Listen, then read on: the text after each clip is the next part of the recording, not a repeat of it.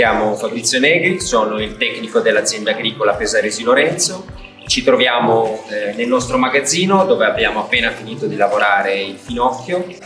La varietà è la 3519 della Beio, ottima varietà in quanto nonostante le condizioni avverse, eccessivo caldo eccetera, è riuscita a mantenere il suo ciclo produttivo.